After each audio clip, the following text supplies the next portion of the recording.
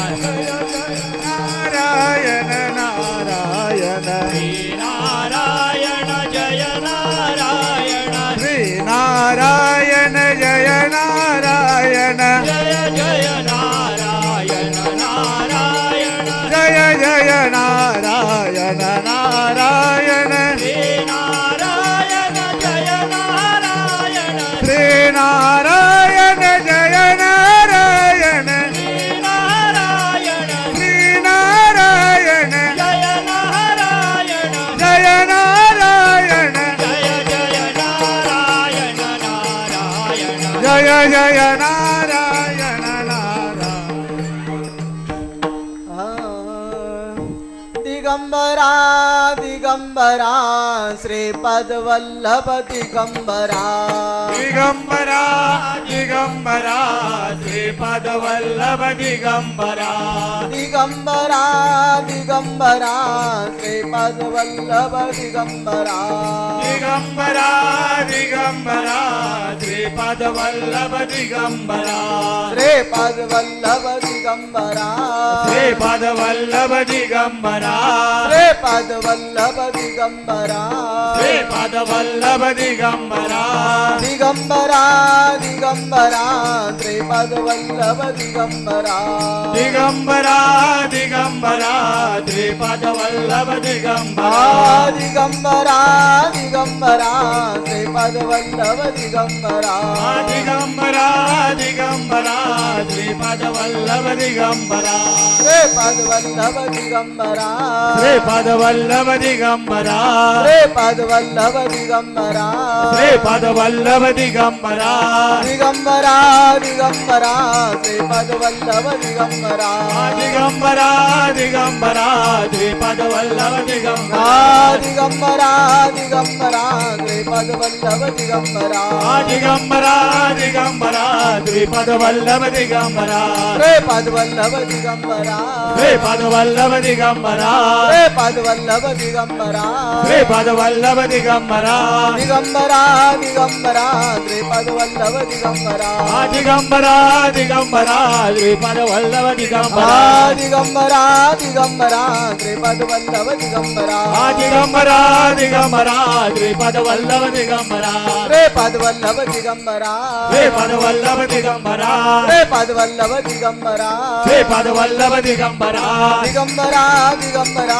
श्रीपद वल्लभ दिगंबरा दिगंबरा दिगंबरा श्रीपद वल्लभ दिगंबरा दिगंबरा दिगंबरा श्रीपद वल्लभ दिगंबरा दिगंबरा दिगंबरा श्रीपद वल्लभ दिगंबरा श्रीपद वल्लभ दिगंबरा श्रीपद वल्लभ दिगंबरा श्रीपद वल्लभ दिगंबरा श्रीपद वल्लभ दिगंबरा दिगंबरा दिगंबरा श्रीपद वल्लभ दिगंबरा दिगंबरा दिगंबरा श्रीपद वल्लभ दिगंबरा दिगंबरा दिगंबरा श्रीपद वल्लभ दिगंबरा दिगंबरा दिगंबरा श्रीपद वल्लभ दिगंबरा.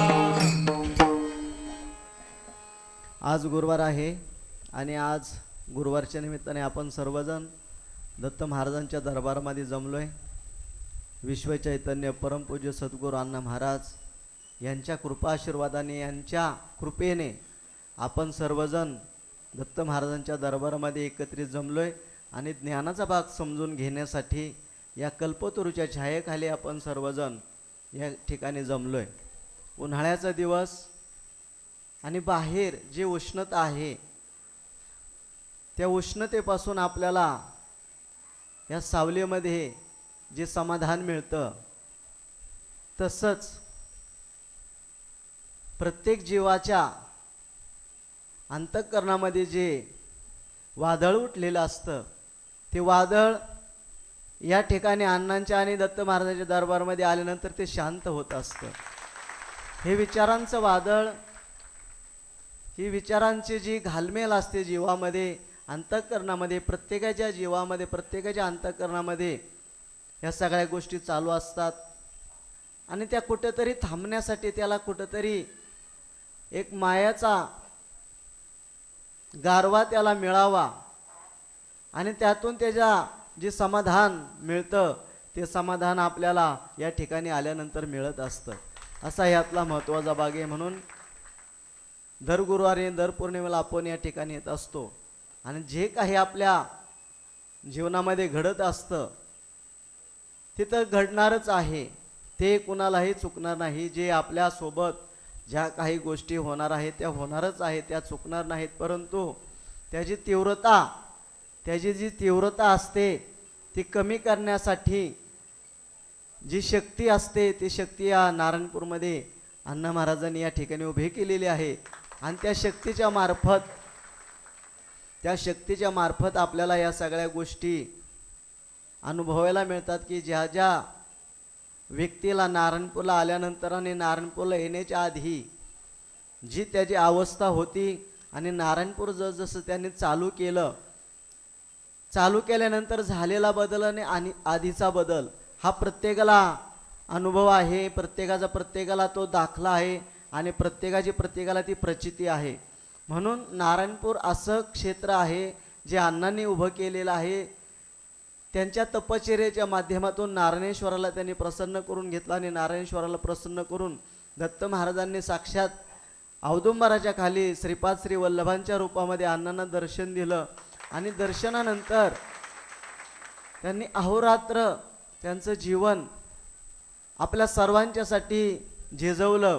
धरणासारखे ते आपल्यासाठी उभे राहिले आणि आपल्या सर्वांचं जीवनाचं बागायत त्यांनी फुलवलं. मात्र ते स्वतः धरण म्हणून राहिले.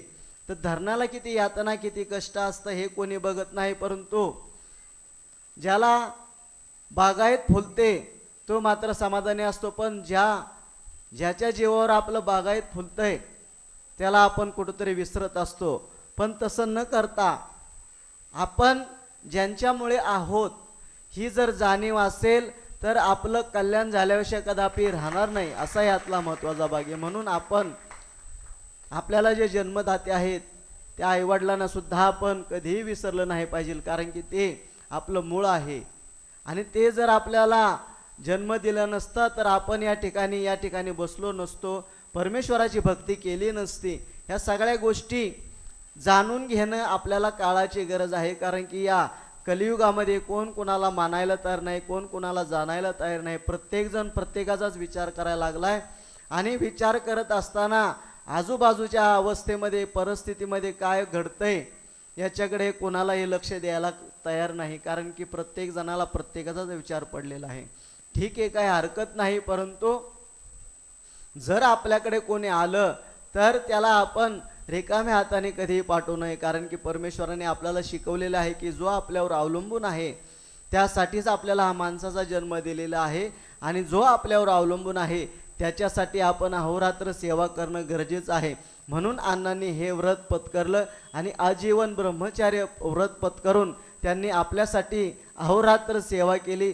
रंजलेले गांजलेले दुःखित पीडित या सर्वांना मार्ग दाखवून त्यांच्या जीवनाचं कल्याण करण्यासाठी अहोरात्र त्यांनी सेवा केली. या सगळ्या गोष्टी आपण समजून घेतले पाहिजे की अण्णांनी त्यांच्या जीवनामध्ये जी सेवा केली आपल्याला एवढं जमणार नाही, पण आपल्याला शक्य होईल तेवढं जर आपण सेवा केली तर या सगळ्या गोष्टी आपल्याला सुद्धा प्राप्त होतील. कारण की हे सगळं जीवन आपण परमेश्वराने आपल्याला जे दिलेलं आहे ते प्रपंच करून परमार्थ करण्यासाठी दिलेले आहे. म्हणून या सगळ्या गोष्टी जर आपण समजून घेतल्या, जसं शक्य होईल तशा, जर ज्ञानाच्या माध्यमातून असेल, अजून कुठल्या मार्गातून असेल, जो आपल्याकडे आलेला आहे त्याला योग्य मार्ग दाखवणं आपलं काम आहे. आणि योग्य मार्ग दाखवल्यानंतर ज्या वेळेस त्याच्यामध्ये परिवर्तन होईल, त्याच्या जीवनामध्ये सुख समाधान येईल, त्यावेळेस तो जो आपल्याला आशीर्वाद मिळत असतो तो आपल्याला पुण्यरूपाने प्राप्त होऊन आपल्या जमेमध्ये जमा होत असतं, आपल्या ठेवीमध्ये जमा होत असतं. म्हणून या सगळ्या गोष्टी आपण समजून घेणं काळाची गरज आहे की आपण या माणसाच्या जन्माला कशासाठी आलोय. या सगळ्या गोष्टी आपण जर समजून घेतल्या तरच आपल्याला नारायणपूरला आल्याचं सार्थक होणार आहे. आपल्याला अण्णांनी जे मार्गदर्शन केलं आहे त्याचा आपल्याला चीज होणार आहे. आणि जे आपल्याला ज्ञान दिलेलं आहे त्या ज्ञानाच्या माध्यमातूनच आपल्याला सगळ्या गोष्टी समजणार आहेत. म्हणून आपण कितीही प्रसंग आला तरी आपण डगमगून न जाता त्याला सामोरे जाणं आपल्याला गरजेचं आहे. या अडचणी फक्त आपल्यालाच आहेत का? या अडचणी देवदेवतांना सुद्धा आल्या होत्या, पण त्यांनी शांतपणाने त्याच्यावर मात करून त्यांनी त्यांचं आयुष्य चालू ठेवलं. हे कसं असतं बघा, भगवान शंकरांना सुद्धा भगवान शंकरांना सुद्धा शनिदेवांनी काही प्रहर सुद्धा त्यांनी त्रास दिला, कारण की ज्या वेळेस कैलासाला भगवान शंकर बसले होते आणि शनिदेव त्यांच्या भेटीला आले आणि शनिदेव आले असं म्हटल्याबरोबर भगवान शंकरांनी विचारलं की बाबा शनिदेव आज कशा पद्धतीने आपण या ठिकाणी आलात. तर शनिदेवाने सांगितलं की उद्या सकाळी मी तुमच्या पहिल्या प्रहरी मी तुमच्या राशीमध्ये येणार आणि तुमच्या आयुष्यामध्ये एक प्रहर मी तुम्हाला त्रास देणार आहे. असं म्हटल्यानंतर बरं ठीक आहे असं म्हणून शंकर भगवंताने तेवढा वेळ टाळून नेले आणि शनी महाराज गेले आणि शंकर भगवंतांना विचार पडला की बाबा हा शनी माझ्या राशीमध्ये येणार आणि मला त्रास देणार. असं म्हटल्यानंतर शंकर महाराज थोडेसे घाबरले आणि पहाटेच 4 वाजता उठून सरोवरामध्ये लपून बसले, पाण्यामध्ये खाली लपून बसले आणि तो त्यांनी प्रहर जाऊन दिला आणि शनी महाराज त्यावेळेस तिथं येऊन कैलासावर थांबले होते आणि ते सरोवरामध्ये बुडून ते ठिकाणी ते थांबले होते आणि तो प्रहर निघून गेल्यानंतर बरोबर ते त्या ठिकाणी त्यांच्या कैलासाला परत आले आणि कैलासाला आल्यानंतर मग शनिदेवांना त्यांनी परत सांगितलं की बघा तुम्ही म्हटला होता ना मला तुम्ही त्रास देणार, मग कुठं मला त्रास दिला तुम्ही. तर त्यावेळेस शनिदेव म्हणाले की तुम्ही समजून घेतलं नाही, मी सकाळीच तुम्हाला त्रास दिला आणि तुम्हाला पाण्यामध्ये बुडवून ठेवलं, पाण्यामध्ये तुम्हाला बुडवून ठेवलं, हेच मी तुम्हाला त्रास दिला. असं ह्या सगळ्या गोष्टी देवांना सुद्धा चुकल्या नाहीत. मग आपण तर माणूस आहोत, आपण तर माणूस आहोत, मग आपण कशासाठी घाबरायचं, काय कारण घाबरायचं. आलेला प्रसंग आपण शांत स्थिर राहून तो फक्त पुढे ढकलायचा, म्हणजे आपण स्थिर राहून ज्या वेळेस स्थिर होऊ त्यावेळेस आपल्या पाठीशी दत्त महाराज आणि अण्णा महाराज उभे राहिल्याशिवाय कदापि राहणार नाहीत. असा यातला महत्त्वाचा आहे. म्हणून ह्या सगळ्या गोष्टी कुणालाही चुकलेल्या नाहीत आणि चुकणार सुद्धा नाही. ह्या ज्या आपल्या प्रपंचामध्ये आपल्या स्वतः वैयक्तिक जीवनामध्ये जे दुःख कष्ट सुख भोगायला मिळतंय, दुःख भोगायला मिळतंय, ह्या सगळ्या गोष्टी आहेत त्या ठरलेल्याच असतात, त्या कुणालाही चुकवता येत नाहीत. फक्त त्याची तीव्रता आपण या ठिकाणी या सेवेच्या माध्यमातून कमी करायची असते आणि हळूहळू जसं आपण सेवा वाढवू तसतसं त्या गोष्टी आपल्या आयुष्यातून कमी होऊन जात असतात आणि पुण्याचा भर आपल्या वाट्यामध्ये पडत असतात. आणि एक दिवस असा येतो की हे सुखही नको आणि दुःखही नको, आपण त्या परमेश्वराच्या चरणावर विलीन होतो, म्हणजे आपण मोक्षाला प्राप्त होत असतो. असा यातला महत्त्वाचा भाग आहे. कारण की सुख आणि दुःख या दोन्ही गोष्टी अवघड आहेत. सुख पण अवघड आहे आणि दुःख पण अवघड आहे. कारण की सुख आलं की दुःख येतं आणि दुःख आलं की सुख येतं. हा ऊन सावलीचा खेळ चालूच असतो, पण यामध्ये आपला जीव दमून जात असतो. या सगळ्या गोष्टीमध्ये आपला जीव दमून जात असतो आणि कुठंतरी आपल्याला विसावा पाहिजे असतो की बास आता हे सुखही नको आणि दुःखही नको, मला कुठंतरी शांतता हवी. आणि ते कुठं शांतता असेल ते परमेश्वराच्या चरणाजवळ ती शांतता असते. म्हणून ह्या सगळ्या नको, ह्या दुःखही नको आणि सुखही नको, म्हणून परमेश्वराने जर आपल्याला काय द्यायचंय तर तुमच्या चरणावर आपल्या विसावा द्या. म्हणून आपण या सगळ्या गोष्टी समजून घ्यायच्यात. आणि सुखही दुःख आणि दुःखही नको हे कशातून मिळतं तर हे नामस्मरणातून मिळतं, भक्तीतून मिळतं. आणि भक्ती आणि नामस्मरण ज्या वेळेस होते त्यावेळेस आपण अज्ञानातून ज्ञानात येतो आणि ज्ञानातून परत आपण अज्ञानात जातो. असं असतं. पहिल्यांदा लहानपणी आपण लहान मुलं असतं ते अज्ञान असतं, त्याला काही गोष्टी समजत नसतात. आपण जसं शिकवू तसं ते शिकत असतं. मग हळूहळू ते मोठं होत जातं, तसं आपण त्याला ज्ञान देत असतो. आणि ज्ञानाच्या माध्यमातून जर ज्ञानातच राहिला आणि जर आपण परत अज्ञानात गेलो नाही तर आपल्याला काही सुद्धा प्राप्त करता येणार नाही. म्हणून ह्या सगळ्या गोष्टी असतात की जसं उतारावं लागतं तसं आपण सुद्धा अज्ञानात जावं लागतं. आणि जर आपण ज्ञानात राहिलो आणि जर आपण प्रत्येकाला सुनेला आणि मुलाला जर आपण शिकवू लागलं तर आपल्याला त्याचा उलट परिणाम होत असतो. म्हणून आपण अज्ञानातून ज्ञानात जायचंय आणि ज्ञानातून पुन्हा अज्ञानात जायचं असतं. म्हणजे ब्रह्मातून ज्ञान आणि परत ब्रह्म, ह्या सगळ्या गोष्टी आपण समजून घ्यायच्यात. कारण की ज्या वेळेस ह्या गोष्टी समजतील त्याच वेळेस आपल्याला या सगळ्या गोष्टी समजणार आहेत. म्हणून आपण शेवटच्या क्षणापर्यंत जर आपण प्रपंच करत राहिलो, शेवटच्या क्षणापर्यंत जर आपण प्रपंच करत राहिलो तर मग आपण जन्माला आलोच कशाला. बाकीचे जीव सध्या जन्माल्यापासून मरेपर्यंत प्रपंच करतात, पण माणसालाच असा वेगळा असा जन्म का दिलेला आहे तर या सगळ्या गोष्टी आपण समजून घ्यायचं की प्रपंच करता करता परमार्थ करायचा आहे. मग परमार्थ म्हणजे नामस्मरण असेल, भक्ती असेल, इतरांच्यावर परोपकार असतील, ह्या सगळ्या गोष्टी आपण त्या माध्यमातून करायच्या असतात. म्हणून अज्ञानपणामध्ये लहान मुलं असतं, त्याला काही करण्याची क्षमता नसते. म्हणून जसं मोठा होतो तसं ज्ञान कळतं की बाबा ज्ञानाच्या माध्यमातून भक्ती करावी, भक्तीच्या माध्यमातून आपण नामस्मरण करावं. नामस्मरण केल्यानंतर आपल्याला काय मिळतं, ह्या सगळ्या गोष्टी ज्या वेळेस ज्ञान होतं त्यावेळेस आपण पुन्हा अज्ञानात व्हायचं की आपल्याला नामस्मरणाशिवाय आपल्याला दुसरं काहीही नको. ह्या सगळ्या गोष्टी आपण समजून घ्यायचे आणि ज्या वेळेस आपल्याला ह्या सगळ्या गोष्टी समजतील त्याच वेळेस आपल्या जीवनाचा उद्धार झाल्याशिवाय कदापि राहणार नाही, असा यातला महत्त्वाचा भाग आहे. म्हणून सगळ्या गोष्टी सुज्ञपणाने समजून घ्यायचे की आपण अज्ञान असतो, अज्ञानातून परत ज्ञान प्राप्त होतं आणि ज्ञानातून परत आपण ज्ञानाचं अज्ञान आपण तयार करून घ्यायचं. असं अज्ञान नसून ज्ञानाचं अज्ञान तयार करून घ्यायचं.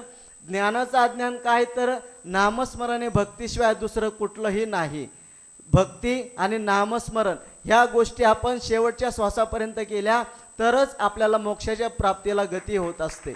म्हणून या सगळ्या गोष्टी समजून घ्यायच्यात, जाणून घ्यायच्यात आणि आपल्या जीवनामध्ये या सगळ्या गोष्टींना अविचाराला आपण बाजूला ठेवून योग्य विचार आपल्या जीवनामध्ये आत्मसात करायचे आणि योग्य विचाराच्या माध्यमातून आपण भक्तीच्या मार्गाला लागायचे. आणि भक्तीचा मार्ग आपण ज्यावेळेस नारायणपूरला येऊ त्यावेळेस आपल्याला भक्तीचा मार्ग आपल्याला सापडणार आहे. कारण की अण्णांनी आपल्याला तो राजमार्ग आपल्या प्रत्येकाला दिलेला आहे. अण्णांनी ह्या जो राजमार्ग आपल्यासमोर उभा केलेला आहे त्या राजमार्गावर फक्त आपल्याला चालायचं आहे आणि सरळ रेषेत चालायचं आहे. वाकडं तिकडं जर चालताल तर आपण नको त्या बाजूला जाऊ. म्हणून आपल्याला राजमार्ग दिलेला आहे, त्या राजमार्गाच्या भक्तीच्या मार्गामध्ये आपण चालायचं आहे. म्हणजे आपण योग्य ठिकाणाला पोचल्याशिवाय कदापि राहणार नाही, असा ह्यातला भाग महत्त्वाचा समजून घ्या. योग्य पद्धतीने राहा, आपला आहार योग्य ठेवा, आपले विचार योग्य ठेवा, आपण इतरांच्याबद्दल सहानुभूती ठेवा, इतरांच्याबद्दल आपण द्वेष न बाळगता आपण त्याला कशा पद्धतीने योग्य मार्गदर्शन करू, ह्या सगळ्या गोष्टी समजून घ्यायच्यात आणि सर्वांना आनंदाचा आनंद देण्याचा प्रयत्न करा. आणि ज्यावेळेस आपण सर्वांना आनंदाचा आनंद देऊ त्यावेळेस दत्त महाराज आणि अण्णा महाराज तुमच्या पाठीशी उभे राहिल्याशिवाय ते कापी राहणार नाही. या सगळ्या गोष्टी समजून घ्या आणि प्रत्येकाने त्या मार्गावर चाला, म्हणजे या सगळ्या गोष्टी आपल्याला समजतील. आता आपण भजनासाठी सज्ज होऊ.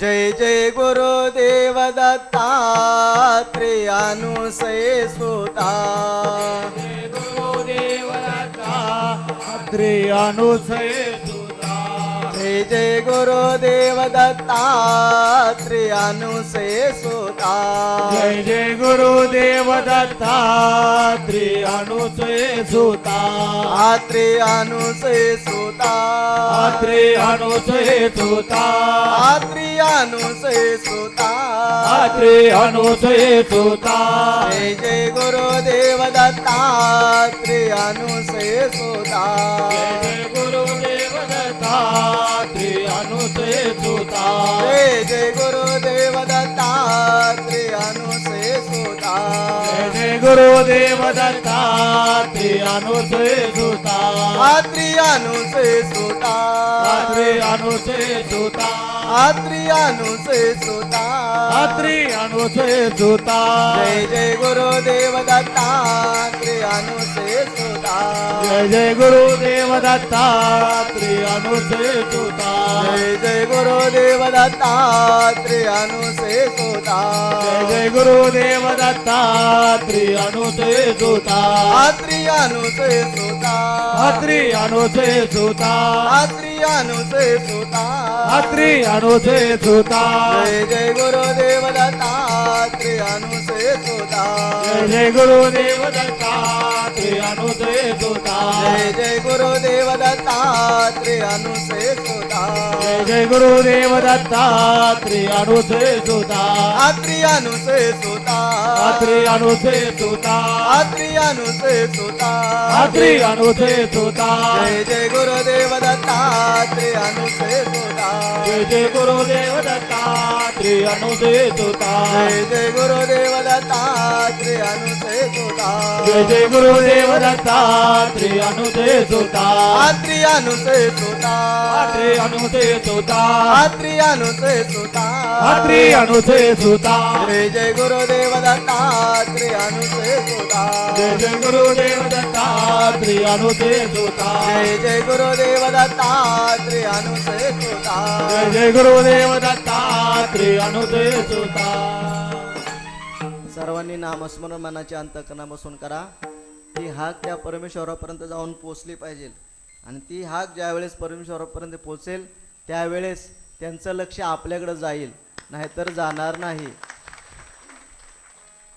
ज्यावेळेस अंतःकरणातून हाक मारताल त्याच वेळेस ती धडक त्यांच्यापर्यंत पोचणार आहे. आणि नुसतं जर वरवर जर मानताल तर काही सुद्धा उपयोग होणार नाही. म्हणून ती हाक आतून आली पाहिजे आणि ती हाक त्यांच्यापर्यंत पोचली पाहिजे. म्हणजे ह्या सगळ्या गोष्टी आपल्याला समजतील आणि जाणतील आणि जाणल्यानंतरच आपल्याला सगळ्या गोष्टी समजतील. म्हणून आपण मनाच्या अंतःकरणापासून स्वतःला विसरून एकदा भजन करा. गोपाला गोपाला देवकी नंदन गोपाला गोपाला गोपाला देवकी नंदन गोपाला गोपाला गोपाला देवकी नंदन गोपाला गोपाला गोपाला देवकी नंदन गोपाला देवकी नंदन गोपाला देवकी नंदन गोपाला देवकी नंदन गोपाला देवकी नंदन गोपाला गोपाला गोपाला देवकी नंदन गोपाला गोपाला गोपाला देवकी नंदन गोपाला गोपाला गोपाला देवकी नंदन गोपाला गोपाला गोपाला देवकी नंदन गोपाला देवकी नंदन गोपाला देवकी नंदन गोपाला देवकी नंदन गोपाला देवकी नंदन गोपाला गोपाला गोपाला देवकी नंदन गोपाला गोपाला गोपाला देवकी नंदन गोपाला गोपाला गोपाला देवकी नंदन गोपाला गोपाला गोपाला देवकी नंदन गोपाला देवकी नंदन गोपाला देवकी नंदन गोपाला देवकी नंदन गोपाला देवकी नंदन गोपाला गोपाला गोपाला देवकी नंदन गोपाला गोपाला गोपाला देवकी नंदन गोपाला गोपाला गोपाला देवकी नंदन गोपाला गोपाला गोपाला देवकी नंदन गोपाला देवकी नंदन गोपाला देवकी नंदन गोपाला देवकी नंदन गोपाला देवकी नंदन गोपाला गोपाला गोपाला देवकी नंदन गोपाला गोपाला गोपाला देवकी नंदन गोपाला गोपाला गोपाला देवकी नंदन गोपाला गोपाला गोपाला देवकी नंदन गोपाला राधा राधा कृष्ण राधा राधा राधा कृष्ण राधा राधा राधा कृष्ण राधा राधा राधा कृष्ण राधा राधा कृष्ण राधा राधा कृष्ण राधा राधा कृष्ण राधा राधा कृष्ण राधा राधा राधा कृष्ण राधा राधा राधा कृष्ण राधा हरि हरि राधा राधा कृष्ण राधा राधा राधा कृष्ण राधा गोपाल कृष्ण राधा गोपाल कृष्ण राधा गोपाल कृष्ण राधा गोपाल कृष्ण राधा राधा राधा कृष्ण राधा राधा राधा कृष्ण राधा राधा राधा कृष्ण राधा राधा राधा कृष्ण राधा राधा कृष्ण राधा राधा कृष्ण राधा राधा कृष्ण राधा राधा कृष्ण राधा राधा राधा कृष्ण राधा राधा राधा कृष्ण राधा राधा राधा कृष्ण राधा राधा राधा कृष्ण राधा राधा कृष्ण राधा राधा कृष्ण राधा राधा कृष्ण राधा राधा कृष्ण राधा राधा राधा कृष्ण राधा राधा राधा कृष्ण राधा राधा राधा कृष्ण राधा राधा राधा कृष्ण राधा. आता एकदा आनंदचं भजन करू, मग बाकीचा भाग ज्ञान समजून सांगतील.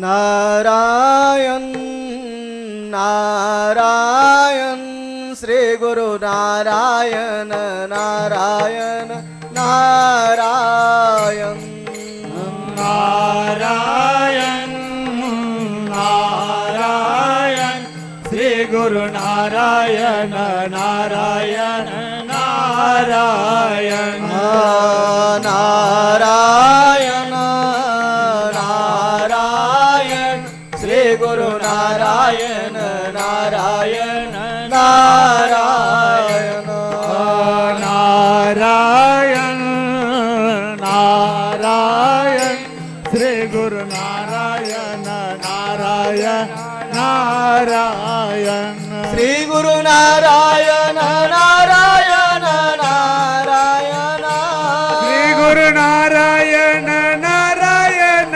नारायण श्री गुरु नारायण नारायण नारायण श्री गुरु नारायण नारायण नारायण अण्णा नारायण नारायण नारायण अण्णा नारायण नारायण नारायण नारायण नारायण श्री गुरु नारायण नारायण नारायण नारायण नारायण श्री गुरु नारायण नारायण नारायण नारायण नारायण श्री गुरु नारायण नारायण नारायण नारायण नारायण श्री गुरु नारायण नारायण नारायण श्री गुरु नारायण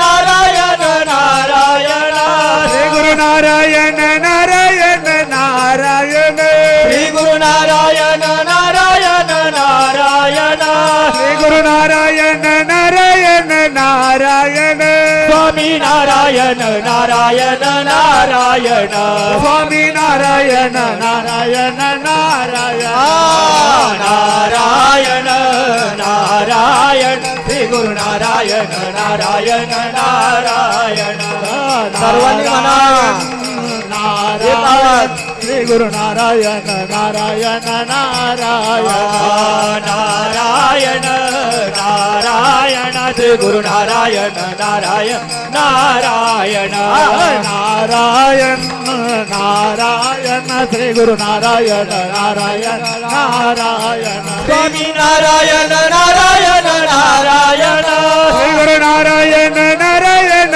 नारायण श्री गुरु नारायण नारायण नारायण श्री गुरु नारायण नारायण नारायण अण्णा नारायण नारायण नारायण अण्णा नारायण नारायण नारायण नारायण नारायण श्री गुरु नारायण नारायण नारायण नारायण नारायण श्री गुरु नारायण नारायण नारायण नारायण नारायण श्री गुरु नारायण नारायण नारायण नारायण नारायण श्री गुरु नारायण नारायण नारायण स्वामी नारायण नारायण नारायण स्वामी नारायण नारायण नारायण स्वामी नारायण नारायण नारायण स्वामी नारायण नारायण नारायण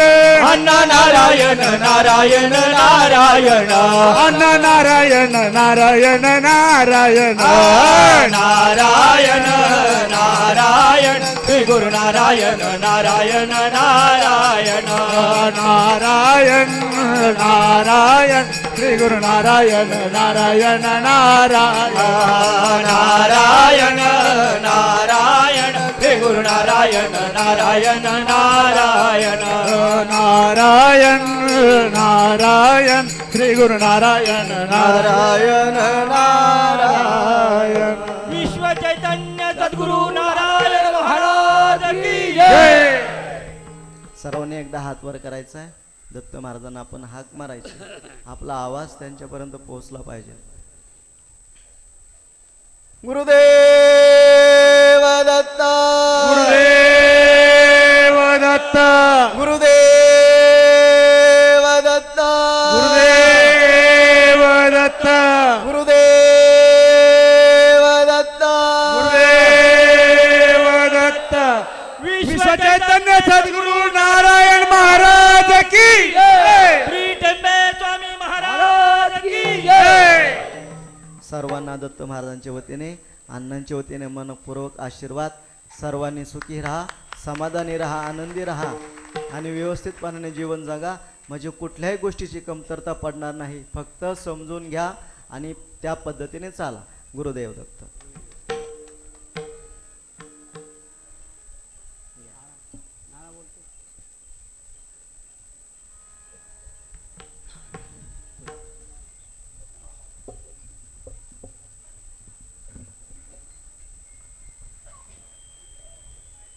आपण आज गुरुवार स्नेहमंदिर सगळे मंडळी जमलो आहोत. महाराजांचं तर प्रवचन झालेलं आहे.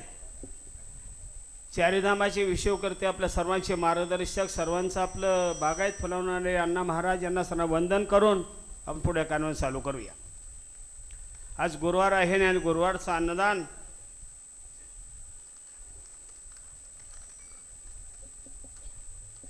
श्रीकांत एकनाथ भूमकर राहणार तळेगाव पुणे यांनी केलेलं आहे.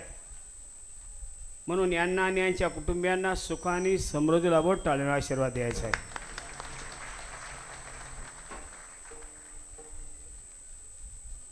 श्रीपाद वल्लभ श्री गुरुदेव, श्रीपाद वल्लभ श्री गुरुदेव, श्रीपाद वल्लभ श्री गुरुदेव, श्रीपाद वल्लभ श्री गुरुदेव दत्त. त्याप्रमाणे आपली पुढील पौर्णिमा आहे वैशाख पौर्णिमा, बौद्ध पौर्णिमा. वार आहे सोमवार, तारीख आहे 12/5/2025 आपली पौर्णिमा आहे. आपण सर्वांनी आनंदाचा आनंद करायचा, सुखादुःखामध्ये जगायचे. महाराजांनी आता मार्गदर्शन केलेलं आहे, बरोबर आहे. ज्या वेळेला बँकेचं कर्ज त्यावेळेला बॅलन्स लागतं, बँकेत त्यावेळेला कर्ज मिळतं. तसं देवाच्या नामात सुद्धा आपल्याकडं बॅलन्स पाहिजे. त्यावेळेला भक्तीचा बॅलन्स असल्याशिवाय आपल्याला शक्ती मिळत नाही आणि शक्ती मिळाल्याशिवाय परमेश्वर तुमचं काम करू शकत नाही. त्याकरता नामस्मरणाची ताकद फार मोठी असते. त्या नामस्मरणाच्या ताकदीवर आज आपण सर्वांनी या नारायणपूर क्षेत्रांना मदाने उभं केलेलं आहे. नामाच्या ताकदीने उभं केलेलं आहे, प्रेमाने केलेलं आहे आणि आपलं आयुष्याचं धरण करून सर्वांचं आपलं बागायत फुलवलेलं आहे. म्हणून आपण सर्व या ठिकाणी येतोय. जर यांना महाराजांनी केलं तर आपण कोणी आलोच नसतो, या नारायणपूरला आलो नसतो कोणी. परंतु जसा सूर्य उगवल्याचं आकाश दिसेल तसं अण्णा महाराज हे नारायणपूर दिसलंच नसतं, अशी अण्णा महाराजांची कर्तव्यदार आहे. म्हणून अण्णा महाराजांना पुन्हा एकदा आपण वंदन करूया.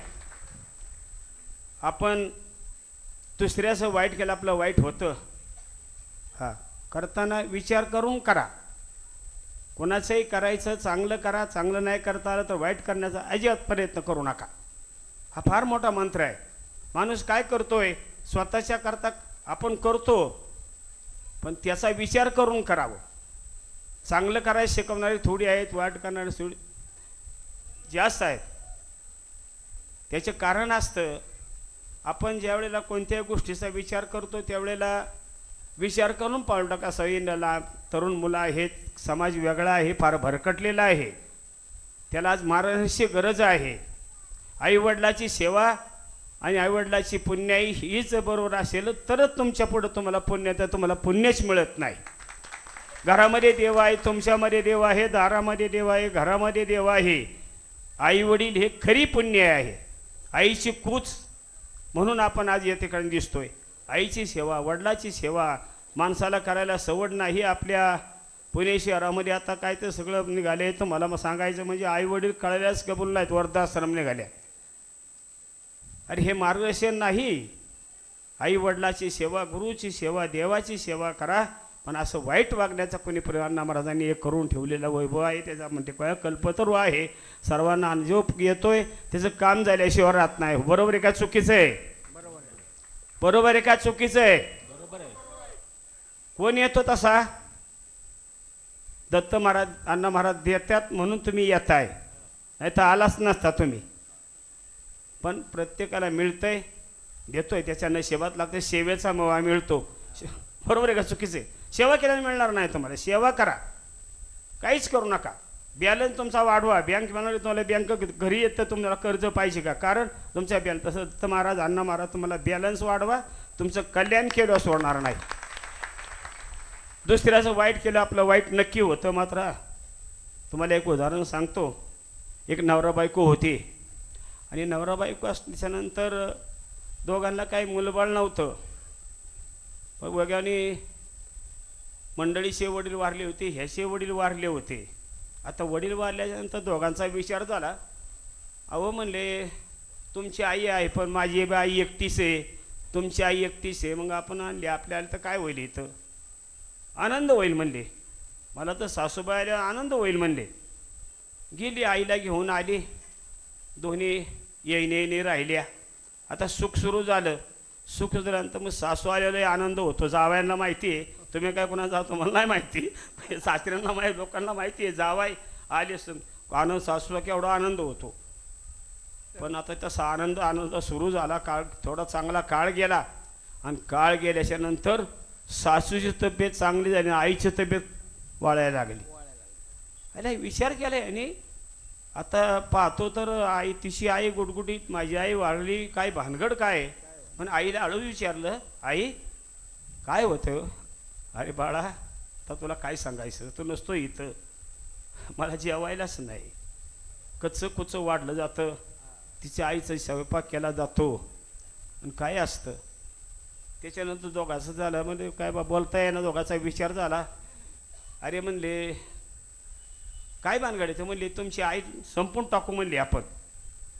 का कशाला अडचण, काय करायचे. आता हे सुद्धा म्हणले होय म्हणले. आता काय करायचं, मॅडमचं ऐकलं पाहिजे म्हणलं. आता काय थोडासा विचार केला तर म्हणले आपण काय करायचं, आज संध्याकाळी पाटा घ्यायचा, डोक्यात टाकायचा, आईला मारायची आणि नदीत सोडून द्यायची, आपलं मोकळं झालं. ठरलं. दोघांचा विचार केला, दोघांनी विचार केला. पण आता काय करायचं म्हणले. आता ह्याने मी डोकं चालवलं, दोघे झोपायच्या, हिला इगली शाल आणि ह्याला इगली शाल. आता तिने ती शाल काढली, त्याच्या आईची हिची आईच्या अंगावर टाकली, हिची आईची शाल तिची अंगावर टाकली. आता झाल्याच्या नंतर झालं बा, ठरलं. रात्री 2 वाजले, उठा आपला कार्यक्रम करायचा आहे. पाटाबिटा घेतला आणि डोक्यात घाला ठरलं. तर ती काय म्हणली, तुम्ही घाला. मी म्हणला माझ्या आईला कसे डोक्यात घालू, माझ्या आईने वाढवले, तूच घेतला पाहिजे पाटा तो. बघा म्हणली, हा तुम्ही काय, मी ना काय म्हणणार म्हणले.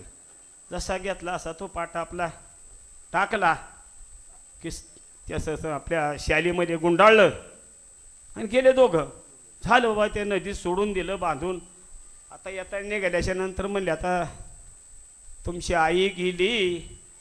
तो म्हणला तुला घरी गेल्यावर कळल, तुला घरी गेल्यावर कळल.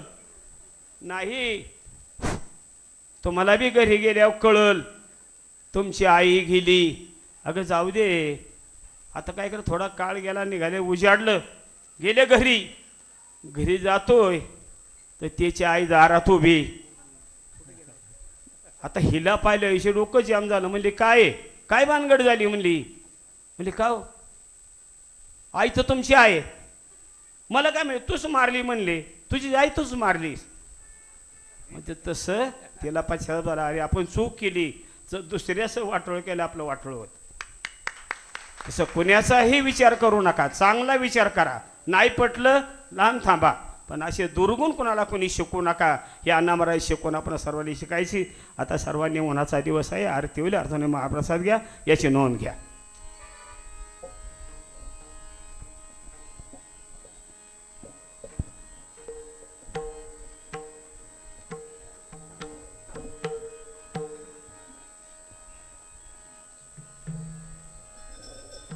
ओम गुरुर्ब्रह्मा